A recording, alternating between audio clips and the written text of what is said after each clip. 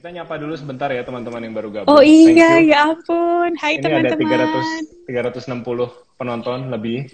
Thank you banget buat yang sudah Thank you bergabung. banget. Thank you banget. Judul discussion malam ini adalah gara-gara passion. Jadi kita mau ngomongin tentang segala sesuatu mengenai passion, ikigai, mengenai purpose, apapun itu namanya. Kita akan ngobrol santai aja. Nanti Herlin akan share experience-nya Herlin, gue juga akan share sedikit. Dan ya basically kenapa di poster kita bikin, gue juga bingung ya kan, ujungnya kita clickbait dulu di awal, kita bilang bingung menemukan passion, bingung mencari jati diri, bingung mau ngapain habis kuliah, sama kita juga bingung gitu kan. Jadi sebenarnya been there done that. Been there done that, dan masih gitu kan sampai hari ini terus belajar, terus coba sesuatu yang baru. Jadi we're gonna discuss about it. Welcome buat teman-teman yang mau nanya, itu ada di bawah ada tombol kartu tanda tanya, bisa nanya dari situ. Juga someone has to teach me how to save IG live karena gue nggak tahu cara save-nya. Banyak banget yang minta IG-nya di save, tolong di save. Nanti We should have asked Andrea anyway. Harusnya Andrea, ya. Boleh. Andrea tolong ya, Andrea. Siapa gue nyuruh Andrea, ya ampun, gue Siapa kita? Dikeluarkan dari Cat Avengers. Iya. Jadi gitu. Oke. We have 1 hour kan. Kalau IG live 1 jam mati sendiri. We'll see lah nanti gimana diskusinya. Kalau seru kita lanjutin. Gitu. Oke. Nah, mungkin banyak juga yang belum kenal satu sama lain. Ini kan ada follower Herlin, ada follower gue. Jadi kita mungkin saling berkenalan. Herlin boleh mungkin, ya ini udah kayak interview nih. Ini pertanyaan default gue pas buka interview. Permisi. Ya, selamat sore Mbak Herlin. CV-nya dibawa ya. Terima kasih untuk CV-nya. Silakan. Selamat siang Pak. Gitu. Ya, selamat siang. Silakan boleh duduk. Oh enggak, biar impress tuh gini. Hi. How are you? Gitu. Oh, oke. Taunya HR nggak bisa bahasa Inggris. Nggak mungkin. Oke kok. Oke, silakan Herlin perkenalkan diri. Aduh, gue.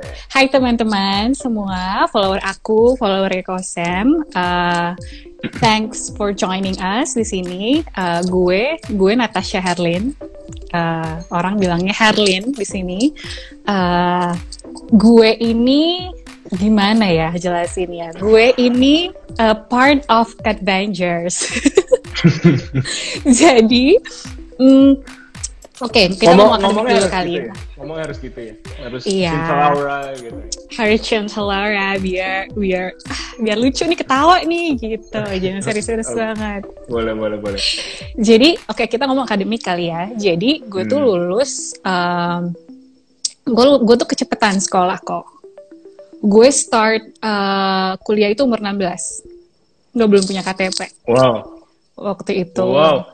Jadi gue kecepatan 2 tahun, basically gitu. Kemudian abis itu gue masuk kuliah itu beasiswa full di Jakarta. Kemudian gue 4 tahun kurang lah. Abis itu baru kerja. Jurusannya accounting. And then aku kerja di as an auditor. Terus auditor, accounting analyst, beberapa kali, 2 kali pindah lah. Abis itu cabut buat master's degree ke Taiwan sama Germany. Just graduated last year, and now I'm here. Gue jadi sales controller sekarang di salah satu perusahaan FMCG. Yang produknya pasti kalian juga sering konsumsi, tapi kita tidak bilang di sini. Tidak di-endorse ya? Tidak di-endorse. Jadi kalau hai HR kantorku. Kenapa sih harus begini? Biar seru kok. Godek. Hai anak-anak e-commerce. Hello. Anyway. Jadi gitu, sekarang udah kerja, balik lagi, kembali lagi menjadi employee, dan sekarang lagi sibuk WFH gitu, dan berbagi sama teman-teman di Instagram gitu. Asik, mantap. That's enough about me. Sekarang Koko, gimana? Oke. Siapa sih Kak Samuel Gantian ini? ya. Belum kenal masa C. Jijik banget ya. Iya. Sombong dia Nah, guys, mentang-mentang punya buku, sombong. Wah, aku juga bukunya punya ada di buku tulis. buku tabungan. Wah, aku datang loh ke Oke. launchingnya. Thank you loh, thank you. Gimana Oke. gimana? Siapa sih Perkenalan Koko ya, ini? sedikit perkenalan. Follower Herlin dan follower aku juga. Thank you malam ini udah mampir ke live kita. Namaku Samuel. Aku bekerja sebagai HR profesional sudah kurang lebih ini tahun ke-8. Wow. Aku lulus dari Ritsumeikan Asia Pacific University angkatan tahun 2008. Jadi lulus kemudian pulang ke Indonesia 2012 itu ya terus HR gitu ya dari 2012 sampai sekarang kerjanya di HR terus dan kebetulan di industri keuangan terus. Jadi pekerjaan pertamaku di sebuah bank Jepang, terus nggak lama dari situ pindah ke headhunter, habis itu cukup banyak pindah, jadi dalam 7 tahun, 8 tahun kerja ini perusahaanku udah 6.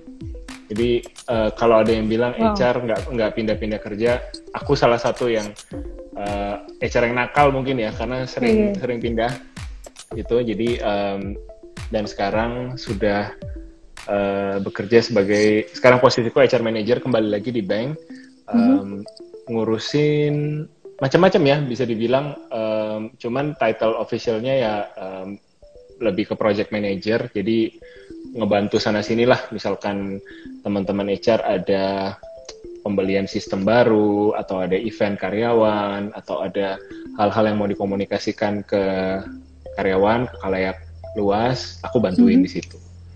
Gitu. Oke. Serius ya kalau banget ya. Nggak godek kepala kayak Herlin. Oh ini dong, nanti lo belajar sama gue kombinasi. Ya? Oh iya, kita makanya cocok. Oke. Seru ya kok ya. Jadi lo penting banget sih lo. Enggak lah. Okay. Ya semua penting gitu kan. Semua penting punya role-nya masing-masing. Sure. Iya, gue setuju. Nah, kembali ke discussion malam ini. Buat yang baru bergabung, kita akan ngomongin tentang passion dan kawan-kawan. Jadi sharing dari point of view gue dan Herlin. Feel free untuk drop pertanyaan teman-teman di bawah. Nanti di akhir sesi, mendekati akhir sesi, kita akan pelan-pelan jawab satu-satu. Gitu. Nah Herlin, gue mau nanya dulu. Ya. Jadi gue kan dikenal sebagai Koko passion gak bisa dimakan, gitu kan. Itu salah satu postingan gue yang likes-nya paling banyak. Bentar lagi 5.000 likes kalau gue nggak salah lihat. Jadi menurut gue pribadi, menurut gue pribadi, ya itu passion tuh nggak bisa dimakan karena kita perlu hidup dalam realita gitu kan. Kita perlu makan, kita perlu kerja supaya bisa dapat uang untuk beli makan, dan ya dalam pekerjaan kita kadang-kadang kita sering menemukan hal-hal yang dalam tanda kutip nggak sesuai passion kita. Kita nemukan hal-hal yang kita nggak suka, kita nemukan bos mungkin yang tidak selalu nice sesuai dengan apa yang kita mau, kita ketemu rekan kerja yang nggak enak gitu kan. Terus kemudian orang bisa bilang, wah ini nggak passion gue banget nih gitu. Nah dengan berkata kemudian terus seolah-olah jadi quick escape buat seseorang untuk ya udah karena bukan passion gue resign aja, atau karena bukan passion gue cari pekerjaan lain aja gitu. Nah that's my point of view. Dan malam ini kita mau tanya nih seorang Herlin, menurut lo passion bisa dimakan apa enggak, Lin?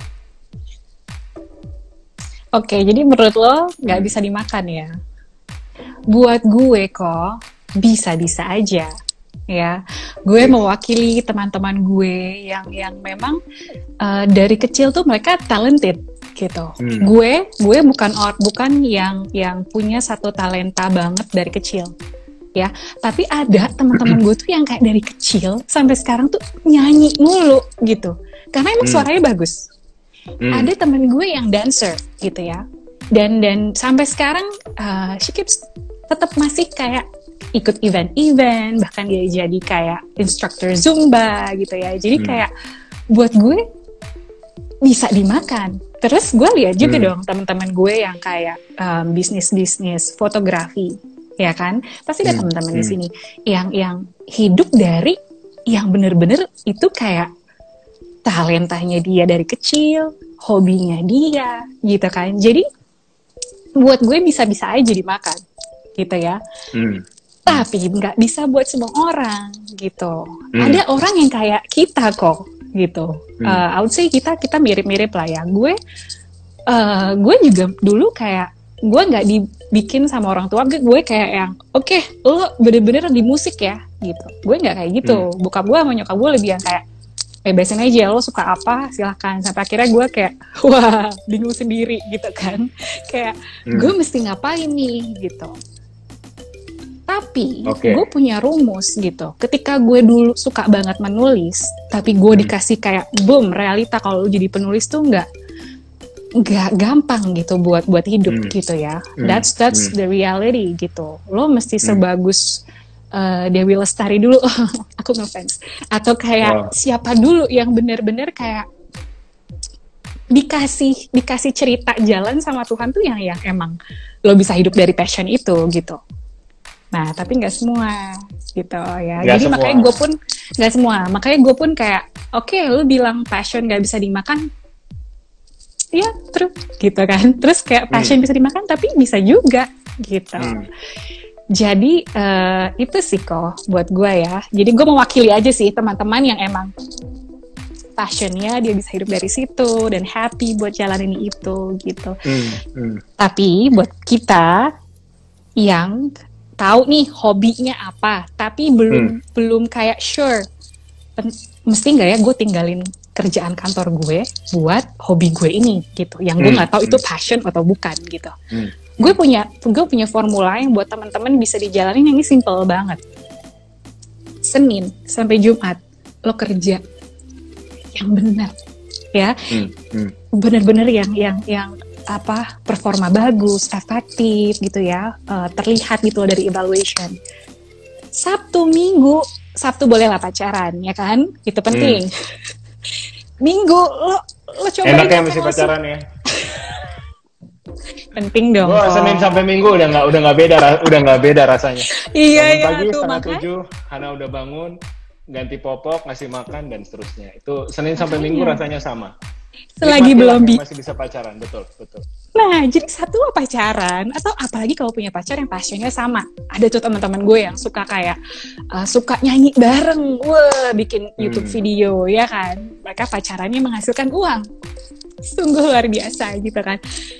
Terus tapi kalau misalkan lo masih jomblo misalnya, ya udah lo Sabtu Minggu lo jalanin tuh, coba lo explore apa yang lo bilang sama sebagai passion yang lo juga belum sure juga gitu buat jalanin gitu. Jadi coba telaah, tapi itu rumus dari gue ya, karena gue pun nggak cuma asal ngomong, gue menjalani itu. Jadi Senin Jumat gue kerja bener-bener yang kayak kalau bisa lembur ya lembur, se-efektif mungkin, se-perform mungkin gitu ya. Terus Sabtu gue pacaran, Minggu gue jalan passion gue yang gue suka. Kayak gue suka ngajar anak-anak gitu. Gue punya passion tersendiri buat ngajar anak-anak khususnya. Jadi gue ngajar gitu ya. Atau gue punya ada aksi sosial lain tuh gue suka ikut gitu di hari Minggu, dan it keeps me going gitu ya. Jadi ketika gue capek nih Senin sampai Jumat udah mau meledak sama Excel dan angka-angka gue gitu ya, Sabtu Minggu tuh gue charging gitu. Kayak pas Senin gue seneng lagi, kayak oke, cari duit gitu, semangat gitu. Terus pas nyampe udah Jumat, yes gitu, gue mau ketemu cowok gue, sama gue mau jalanin passion gue ketemu anak-anak murid gue gitu. Itu yang actionable sih dari gue. Menarik tadi lu bilang passion tuh mesti di-explore gitu kan. Yes.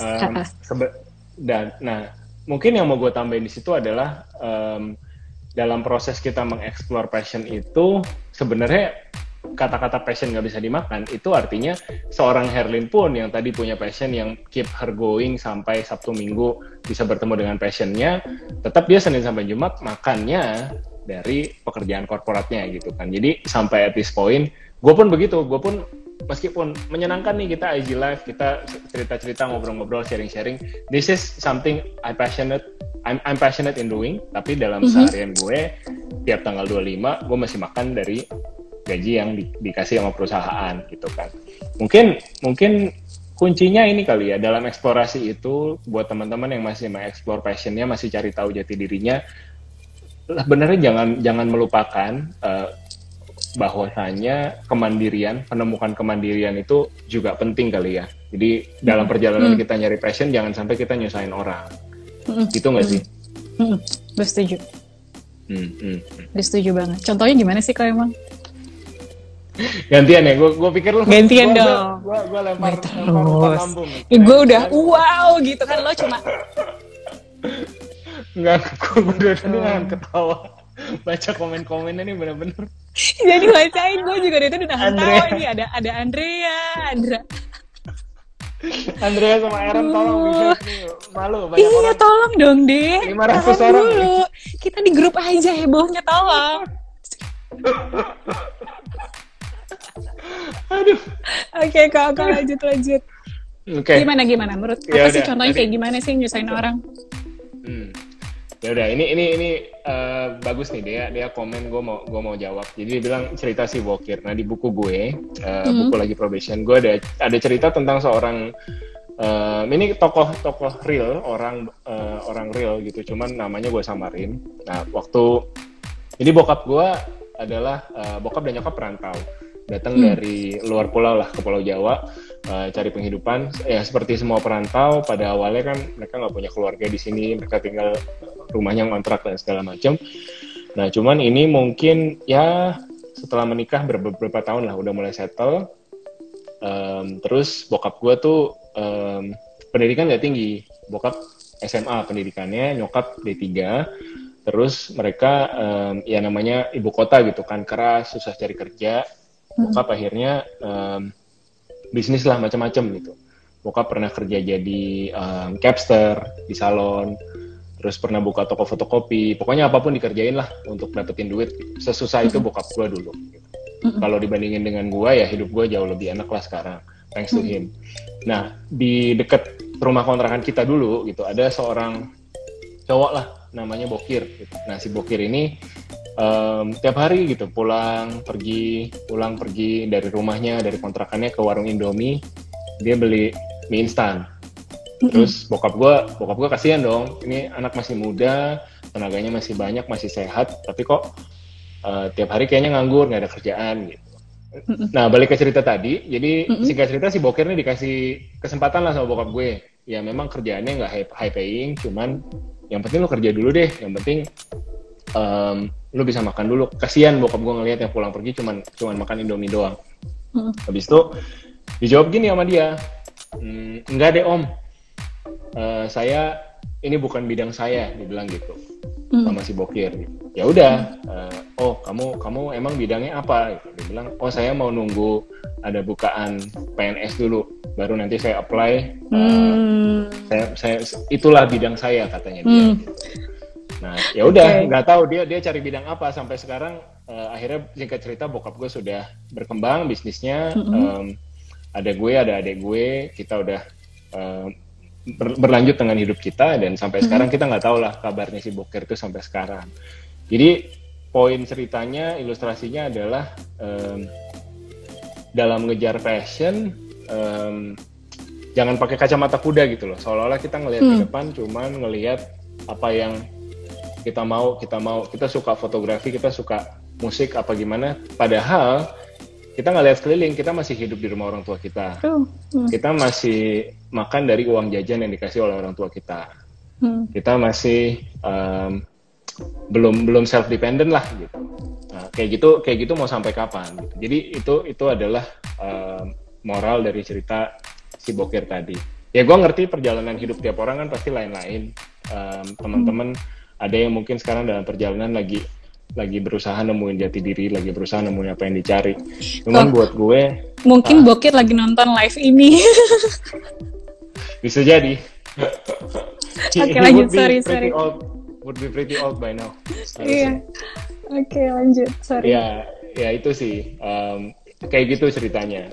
Nah, buat gue sendiri sempat sih ngerasain namanya quarter life crisis. Nah itu juga yang sering dibahas kan kalau kita ngomongin passion gitu. Quarter life crisis ceritanya lulus dari Jepang, pulang ke Indonesia, kerja 2 tahun, terus galau ngelihat teman-teman gue yang pada di Jepang nggak pulang, tuh kayaknya kehidupannya lebih bagus. Kayaknya bisa. Padahal itu yang dia share doang. Padahal yang di-share doang di Instagram. Aslinya mungkin nggak kayak gitu. Dengerin ya, teman-teman dengerin ya. Tuh, ini salah satu nasihat. Jangan percaya banget sama foto-foto teman-teman doang apa ya. Ada di Instagram. Adik-adik iya. Lanjut. Jadi, nah pada saat gue quarter life crisis itu, gue pun ya jadi bertanya gitu. Ini gue sekarang masuk ke HR, gue berpikir ini adalah hal yang gue suka gitu kan. Gue kan masuk HR karena suka volunteer ngajar dulu pas kuliah, suka volunteering ngajar anak-anak, jadi gue suka sharing depan anak-anak. Nah gue pikir bekerja di HR adalah tempat untuk gue bisa nuangkan passion gue, tapi ternyata tengah jalan gue pun galau, ngalamin quarter life crisis gitu. Nah ujung-ujungnya apa? Quarter life crisis bikin gue penasaran, gue ke Jepang lagi, gue cari kerja lagi di sana. Oh, lu sempet ya? Gue sempat. Jadi tahun kedua tuh gue cuti. Krisis banget ya ini berarti ya kayak jeng. itu Klau keselnya setengah mati karena yang maksa pasti. dia untuk Kalau gue jadi Cika, gue akan sentil lo sih kayak hello kita lo gue N gitu. Enggak ya, untungnya nggak terjadi. Dia sabar sama gue. Jadi yang dilakukan gue juga thankful lah. Dia biarin gue untuk ke Jepang, dia biarin gue untuk memuaskan rasa penasaran gue, interview sana sini. Akhirnya gue menemukan bahwa wah ternyata kerja di Jepang nggak enak ya. Kemana-mana naik MRT. Kalau di Indonesia lu jadi sales, minimal lu dapat voucher taksi kemana-mana kan. Keren kan, turun di lobi naik Bluebird, set dibukain satpam. Wah asik, mau meeting klien, keren. Di sana nggak ada keren-keren ya men, lu naik turun kereta. Bawa map sendiri, bawa proposal sendiri, laptop berat kanan kiri, nggak ada satpam bukain pintu. Di sana pintunya otomatis semuanya gitu. Wah nggak asik ya kerja di sini. Ya udah gue pulang, lanjutin, dan yang nabok gue adalah anjir gue mau nikah. 2014 kita mau nikah, persiapannya kan berarti gue lulus 2012, berarti persiapannya cuma 2 tahun tuh untuk ngumpulin duit gitu kan. Wah duit gue nggak ada men, duit gue nggak cukup buat nikah gitu. Gue masuk keluar Wedding Expo, ngelihat waktu itu yang terpatri banget di memori gue dan bikin gue kesel sama industri pernikahan adalah, lu tau nggak, album foto itu dibikin kayak koper segede mungkin 50x50, lu bisa buka, dalamnya bertingkat, terus ada speaker sama monitornya, udah kayak audio mobil, lu bisa play video wedding lu di dalam situ. Dan itu ya singkat cerita mahal lah itu. Maksudnya intinya, wow man, ternyata kebutuhan hidup tuh macam-macam ya gitu. Gua nggak bisa nih cuman bolak-balik yang gue pikirin cuman apa yang gue mau lakukan dengan apa yang gue mau lakukan dengan hidup gue. Jadi selfish gitu loh. Gue nggak mikirin Klau, gue nggak mikirin habis gue nikah mau tinggal di mana, gue nggak mikirin nanti punya anak nyekolahinnya pakai apa gitu. Jadi itu sih kalau dibilang turning point ya, ketika gue menyadari passion gak bisa dimakan tuh di situ gitu. Ketika gue melihat, duit real ya gitu. Duit tuh bener-bener either you have it or you don't. Sadis. Begitu ceritanya. So ya, mungkin kita mau jump into some questions. Udah banyak ya. Boleh. Coba ya, gue pilih-pilih. Boleh kok. Silakan dipilih, gue nggak bisa lihat ya dari sini. Tadi ada yang bilang boleh nggak komennya ditutup, karirnya nggak kelihatan. Aku sebelah sini aja pagi. Hai, aku sebelah sini aja. Oke. Ini kali ya. Nah, better kelihatan nggak kalau gue munculin? Kelihatan. Gue kelihatan. Tapi gue ketutupan lagi, nggak apa-apa, nggak masalah. Nggak apa-apa. Gue juga kalau jadi tamu di channel orang ketutupan di bawah. Memang nasib tamu begitu. Iya. Better mana kerja sesuai passion tapi gaji nggak besar atau sebaliknya? Gaji wow tapi kurang suka jobnya. Ini klasik ya. Klasik banget. Waduh, gue kalau jawab ini. Enak kan jadi host kan, tinggal lempar. Sebenarnya better ini apa? Banyak definisinya ya. Maksudnya nggak bisa ini saklek dibilang yang A atau yang B gitu. Semua dari kita punya situasi berbeda, ya. Kosem punya Hana sama Ciklau. Aku masih single ya, aku belum married gitu. Tapi mungkin ada juga temanku si C yang belum married, bisa suka-suka dia aja untuk kayak ngikutin passion, kerjaannya enak walaupun gajinya kecil. Tapi ternyata dia udah punya baby, gitu ya. Buatku ini nggak bisa jawabannya A atau B kok. Gitu. It always depends on the situation gitu ya. Bisa dibilang ekonomi kamu seperti apa ya, situasi keluarga kamu ada di level mana gitu ya. Maksudnya situasi level keluarga itu maksudnya pendidikan orang tua nih seperti apa ke kita ya. Karena tadi seperti yang si Bokir tadi ya, mungkin orang tuanya punya level pendidikan yang mungkin nggak harus sekolah tinggi-tinggi buat punya pengertian ini ya. Tapi untuk ketika dia orang tua nih, misalnya let's say kita orang tua nih, terus nggak deh Koko ngeliat Hana, misalnya Hana suka dancing misalnya, Koko pasti dong kayak oh ya udah gue punya tabungan buat Hana, silahkan lo mau jadi dancers nggak apa-apa, gue udah siapin semua dananya gitu ya. Tapi ketika lo bukan Samuel yang sekarang ya, lo mungkin cuma lulusan SD dan yang kayak sampai sekarang masih agak sulit untuk berkecukupan aja. Buat gue si Hana itu yang mungkin udah besar ya, kita ngomongin Hana udah besar, nggak bisa cuma sekedar untuk kayak dancing doang jadi dancer gitu. Jadi buat gue ini bukan jawaban A, bukan jawaban B yang benar, selalu dipilih gitu. Jadi buat media mungkin teman-teman kamu bisa lihat dulu situasi apa yang aku punya sekarang ya, seperti apa gitu, baru paling ini memang sulit. Tapi when it comes to kamu lihat situasi sekeliling, kamunya keberaniannya seperti apa, tulis positif negatifnya, terus decide gitu dengan baik. Terus yang paling penting doain sih. Wow, aku rohani sekali. Tutuplah dengan doa ya, luar biasa. Ya udahlah. Oke, lanjut. Oke.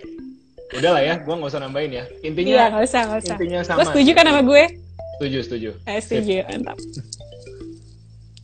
Kok kenapa Cikal mau tetap nikah sama Kosem padahal kondisi Kosem yang dulu kayak gitu? Ya udah, lain kali kita live sama Cikal. Iya, itu sama Cikal aja ya. Ini yang kedua. Apa? Pernah nggak Kosem dan Herlin, Kak Herlin merasa nggak pede sama kemampuan diri sendiri? Gimana cara mengatasinya? Percaya diri. Koko dulu lah. Oke. Gimana ya? Biar kelihatan aku sebelah sini. Mojok di atas. Percaya diri ya. Percaya gimana? Oke. Percaya diri itu sebenarnya karena percaya diri luas, gue coba kerucutin ke konteks interview supaya menjelaskannya lebih gampang deh. Mungkin Herlin nanti bisa pakai konteks lain, karena percaya diri kan kita bisa bicara soal keuangan, kita bicara soal prestasi dan lain sebagainya. Kalau dalam konteks interview, buat gue percaya diri itu dibangun dengan jam terbang. Jadi semakin banyak kita berlatih, maka semakin percaya diri kita otomatis gitu kan.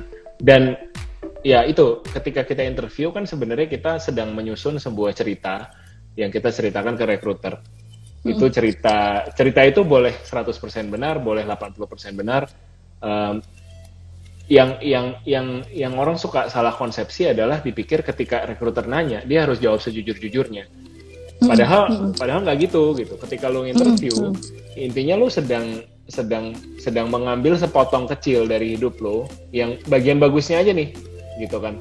Bagian bagusnya aja lo ambil, terus lo ceritakan. Nah, cara menceritakan itu dengan lo sering berlatih, dengan lo sering mendatangi interview di berbagai company, itu lama-lama kelatih sendiri. Itu lama-lama lo akan percaya diri dan mempercayai cerita yang lo ceritakan. Bukan berarti lo bohong ya, cuman kayak gini deh, kita ambil contoh cerita dongeng gitu. Cerita dongeng kan endingnya bagus-bagus semua. Cinderella ketemu pangeran, live happily ever after. Dia kan nggak cerita Cinderellanya hamil, terus pangerannya main gila sama pembantu istana misalkan. Iya, that's a true story ya. Itu bisa terjadi gitu. I don't know. Itu kan aku pernah baca deh, itu kayaknya kayak story yang real nggak kayak gitu. Bener ya? Terus. Bener ya? Jadi ya, ketika lo interview, lo juga harus kayak apa ya? kayak bersiap-siap gitu ketika rekruter udah berusaha mengorek terlalu jauh, berusaha mencari yang jelek-jelek, coba balikin lagi gitu bahwa lu sebenarnya berprestasi, lu sebenarnya bagus, bikin dia fokus sama prestasi lu, dan itu bisa dilatih sih gitu. Jadi kesimpulannya kalau masih belum dapat kerjaan, sebanyak-banyaknya aja lu latihan aja, interview di banyak company, mau company-nya bonafit, mau kurang bonafit, mau target, mau company impian mau bukan, pokoknya interview dulu aja. Itu dari sisi interview. Kalau lu gimana, Lin? Kasih perspektif lain mungkin soal percaya diri. Gue tapi mau ngomong dulu, ini live bagus ya, maksudnya lo bisa kasih dari sudut pandang yang actionable, yang teman-teman bisa juga lakuin gitu. Kalau gue mungkin yang paling baru ya, ketika gue masuk ke industri baru kok. FMCG gue belum pernah pegang.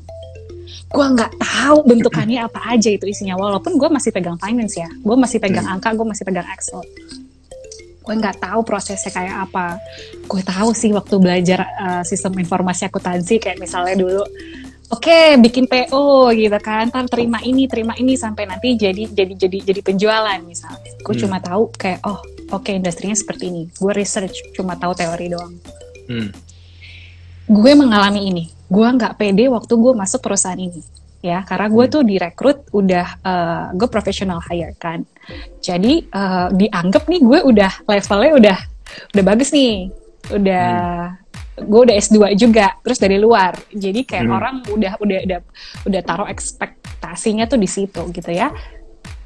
Berat buat gue awal-awal, gue takut, tapi ketika gue tahu, gue balik ke diri gue, apa sih skill-skill gue yang transferable buat perusahaan ini, industri ini yang baru gitu ya.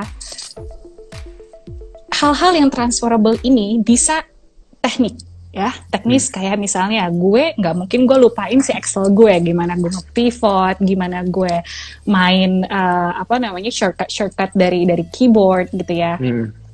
Atau gue kayak, itu kan sebenarnya logic ya, itu kan kayak ngoding kan, tapi sebenarnya kayak manual, itu kan logic. Gue tahu ini transferable, itu satu. Kemudian itu teknik ya. Yang kedua yang non technical adalah karakter gue, karakter mau belajar ya, karakter mau untuk diajar dan belajar. Itu menurut gue penting gitu ya, untuk percaya diri dulu. Kadang orang mikir percaya diri itu harus petantang-petenteng, enggak. Percaya diri adalah ketika lo ngasih diri lo ke atasan lo, ke teman-teman lo ya, ke kolega, bahwa bro, sis, gue mau belajar gitu. Let's do collaboration, nanti kita saling support. Itu yang gue lakukan, karena kebetulan gue nih bridging kok. Gue bridging antara si sales dan finance, yang mana itu dunia yang sangat berbeda ya, dan gue di tengah-tengah gitu. Gue harus memanage ini, gue harus mengontrol ini. Di situ gue kerja buat banyak orang. Dan ketika gue open ya, kayak nanti gue belajar ya, nanti kita saling support gitu. Tapi gue juga lihat dulu orangnya bisa gue percaya apa enggak nih gitu, jangan sampai terjadi backfire kan gitu. Jadi itu tadi, jadi yang penting banget untuk percaya diri adalah knowing your transferable skill gitu. Karena kenapa transferable? Karena situasi hidup ini banyak. Orang macam-macam. Nah, apa nih yang transferable di semuanya? Wow, aku udah kayak ngek-ngok gitu ya, jalan-jalan. Gitu sih kak intinya. Jadi itu sih saran gue, dan agak berat ya. Ya, tapi gue setuju sih. Ketika kita buka diri gitu kan, ketika kita, apalagi di Asia gitu kan, kita orang-orang Timur. Kadang lu sepinter-pinternya lu, kalau lu nggak rendah hati, kalau lu nggak approachable, lu susah maju main di kantor gitu kan. Apalagi orang udah terlanjur punya stigma, wah anjir lulusan luar negeri, wah sombong nih, wah apalagi bahasa Indonesianya agak pelok misalkan, wah ini lahir di luar negeri nih gitu. Itu. Nah, untuk kita ngebungkus semuanya itu dengan cantik, biasanya sih ya itu, justru kita mau kelihatan percaya diri itu bukan dengan kita gegap gempita, suara keras, atau kita bisa mimpin meeting segala macam. Kadang tuh what happen after the meeting gitu kan, kayak lu deketin si itu ini, penting banget. Itu penting banget ya. Gue belajar banget. Lu kasih roti atau apa, kasih si siapa gitu, karena woro-woro kanan kiri itu yang bikin istilahnya permainan cantik lah ya, permainan cantik. Jadi apa yang terjadi di meeting adalah sebenarnya follow up dari apa yang udah lu lakukan di belakang dengan orang-orang kunci yang lu mau influence gitu kan. Iya. Itu penting. Karena banyak orang terjebak dalam perspektif gini kok. Ruang meeting tuh ajang. Gitu. Ajang itu yang buat gitu ya? Ajang panggung, iya itu panggung stage buat kayak showing off their capabilities, yang mana menurut gue no, kita ngumpul buat nyatuin perspektif untuk nyelesain masalah-masalah yang kita punya. Itu sih kalau buat gue. Jadi semakin lo mendengar, semakin lo mengerti, yang tadi lo bilang post meetingnya itu lo bisa kasih feedback yang menguntungkan ya, yang simbiotik gitu loh. Itu menurut gue sangat-sangat punya value, dan orang-orang kayak gitu nggak khawatir sih untuk bisa bertahan di dunia pekerjaan dan I mean as general gitu. Benar. Humility is very important guys. Ya, true. Oke. Nggak perlu jadi orang yang paling penting, paling stand out gitu. Benar. Nah, kita tadi agak belok ke politik kantor. Agak belok. Pembahasannya, cuman kita biar balikin seru. lagi. Ya Biar kan? seru. Biar seru. Iya. Kesannya dapat banyak gitu. Wah, ikut live 1 jam, daging semua. Nah, daging banget, baru gue mau nyebut. Daging semua, nggak ada tulang-tulangnya. Daging gitu. Daging. Makan ikan apa gimana? Oke, pertanyaan selanjutnya, balik lagi. Nah, ini cara-cara pemilihan karir jika tidak tahu atau bingung passionnya. Sebelum kita jawab, gue mau komen sedikit. Gue pernah dapat, gue cukup sering dapat thank you message. Ketika gue bilang passion nggak bisa dimakan, cukup banyak yang bilang thank you gitu. Dan yang bilang thank you ini adalah anak-anak SMA, anak-anak kuliahan yang mereka seolah-olah didoktrin gitu oleh figur guru atau mentor untuk ya udah cepat lu temuin passion lu karena passion itu akan jadi penuntun lu untuk masuk dunia kerja gitu. Nah, apa yang mereka thank you ke gue, mereka bilang kok gue nggak ngerasa gue perlu passion, gue cuman kepengen hidup gue pengen hidup enak, gue pengen punya penghasilan, bisa bayar rumah gue sendiri, bisa makan, nggak usah ngutang sama orang, ya udah gue happy gitu. Itu salah nggak sih kok gitu? Ya obviously nggak salah menurut gue gitu kan. Terus ketika dibilang gitu, oh ya gitu ya, thank you ya kok gitu. Lu bikin gue at peace with myself gitu. Itu yang ya nggak gitu sih maksudnya. Maksudnya gue juga nggak, gue merasa, kan lo dari Jepang, gue kayak kasih manga gitu yang kayak gitu. Oke, filter manga harusnya tadi lo pakai yang kartun-kartun gitu matanya. Nah, ya gitu. Cara pemilihan karir jika tidak tahu atau bingung passionnya. Jadi dengan komen gue tadi mungkin ada komen nggak, Lin? Tentang passion tuh harus ditemukan atau enggak? Dan mungkin lebih tepatnya gini. Apakah tepat ketika kita menjadikan passion itu untuk kayak setir gitu, untuk mengarahkan karir kita, gitu. Yang drive kita gitu ya? Iya. Gue cerita aja kali ya kok, cerita pengalaman. Jadi gue, kedengeran gak sih suara dogi gue nggak ya? Ada. Oke. 2 kali menggonggong.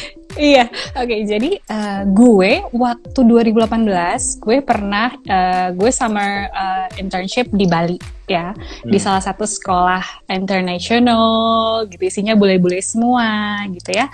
Jadi di situ ada satu course buat people around the world yang into banget sama environment, green education, sustainable development, bla bla bla gitu ya. Jadi gue satu nih ketemu, jadi ada satu kayaknya dia udah 40s lah gitu ya, lady. Dia nanya sama gue, lo kerja apa dulu sebelum kuliah? Terus gue bilang aja kayak gampang auditor gitu kan. Terus dia bilang, oh di mana? Gue bilang di one of the big fours. Terus dia bilang, me too gitu kan. Terus gue yang kayak wait. Dia tuh dia dari Amerika Selatan ya. Terus yang kayak gue tuh kayak agak-agak takut nih, mati nih, jangan-jangan udah partner nih. Gue udah kayak deg-degan kan. Terus gue yang kayak nanya, di bagian apa? Dia bilang kayak gue di bagian audit juga. Terus gue yang assurance. Terus gue tanya, kenapa lo kesini? Dan akhirnya dia buka nih cerita. Dan benar, dia adalah partner Dia udah yang buat teman-teman yang nggak tahu partner, jadi kayak udah paling atasnya yang kalau tanda tangan dibayar gitu lah ya kasarannya.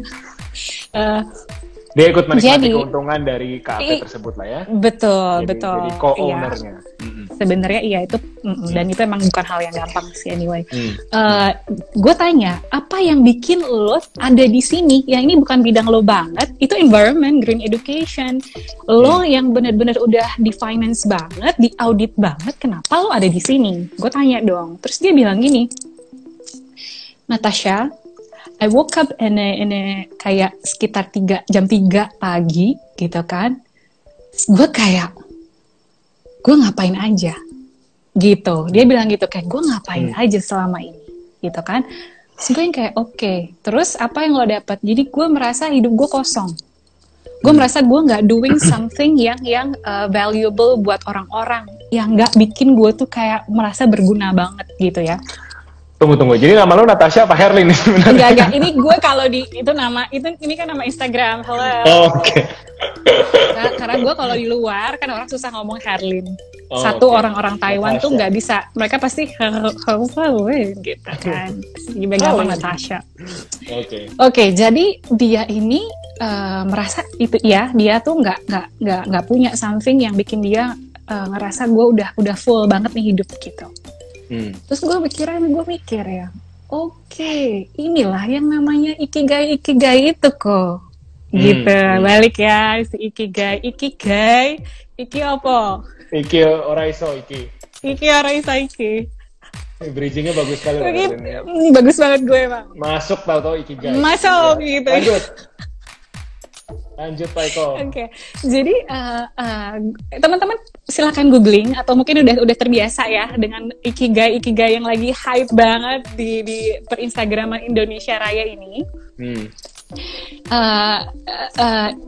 Jadi buat gue, teman-teman bisa cari sendiri ya. Intinya itu banyak sekali elemen-elemen ya di dalamnya, yang di tengah-tengahnya itulah ikigai lo gitu loh. Itulah yang bikin lo happy ketika bangun pagi gitu kan, definisi sederhananya kan, dan lo bisa happy menjalani kehidupan lo saat itu. Di situ gue mikir, oke, berarti ketika ngomongin passion, nggak bisa semata-mata lo bilang ikutin passion atau enggak. Yang paling penting buat gue adalah timing. Karena tadi gue ngomong sama orang yang udah delayed, mungkin udah mau masuk 50 ya. Ini gue ada pulpen, ada keluarin, teng ya. Jadi gue, ini alat-alat kerja saya teman-teman. Jadi gue kasih nih, tutup dulu. Kelihatan jelas. Iya. Gue kasih yang tadi ya, sebut saja ibu partner ya. Ibu partner ini udah yang, let's say udah older generation banget ya. Dia merah ya. Kita biru lah, ya. Kita nih kayak usia produktif.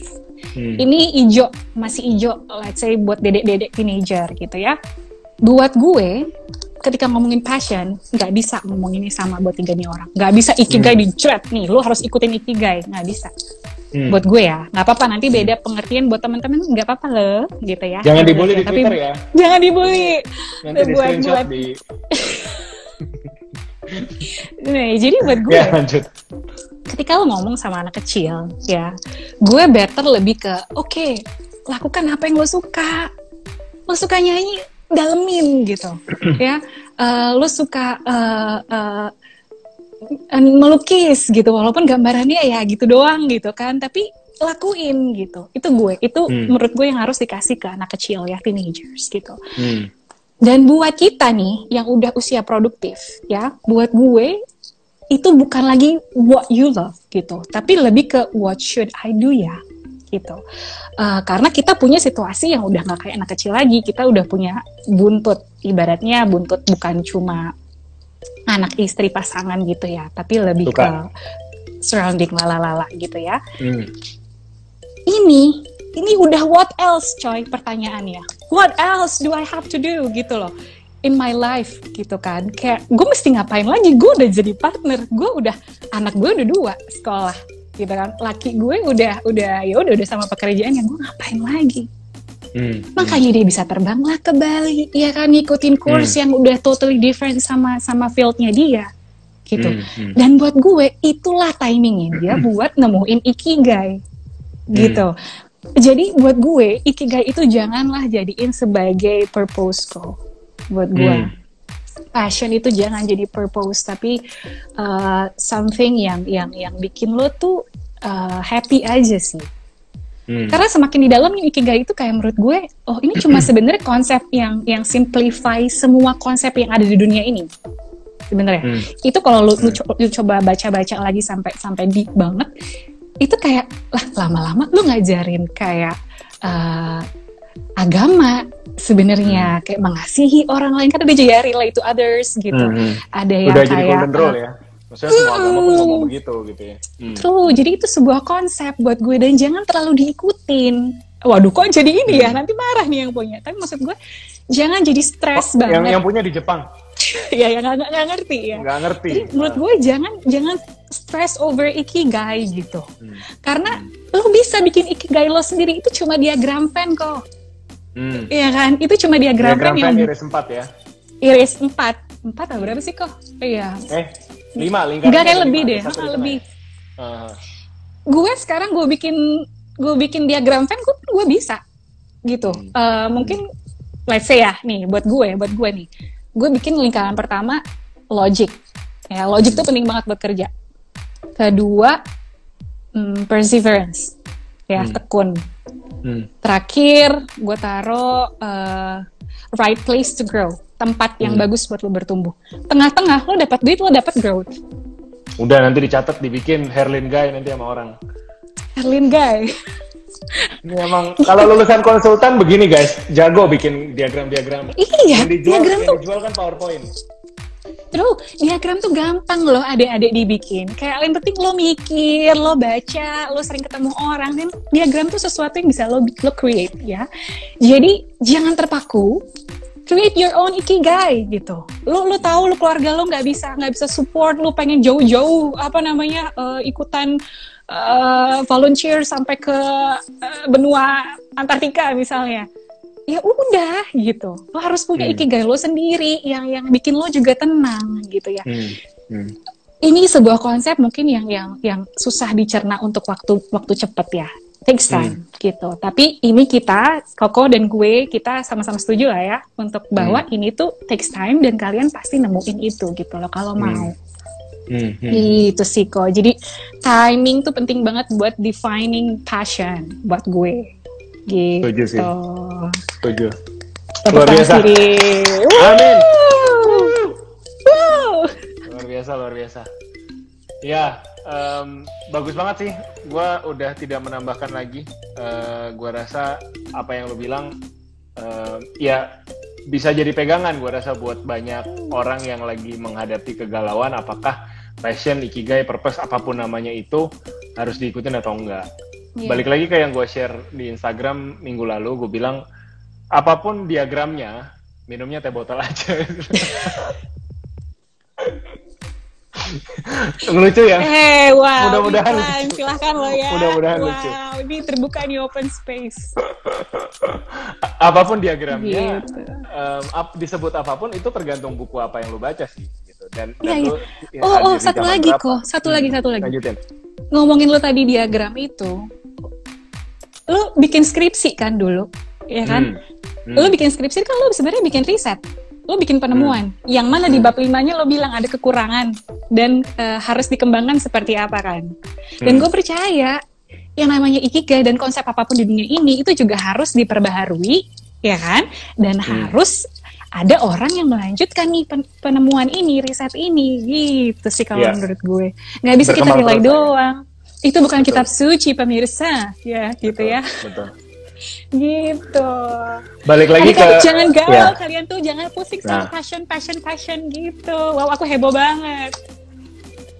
Kayaknya passionnya seperti ini, Kak Herlin. Iya, ini passion gue ngomong.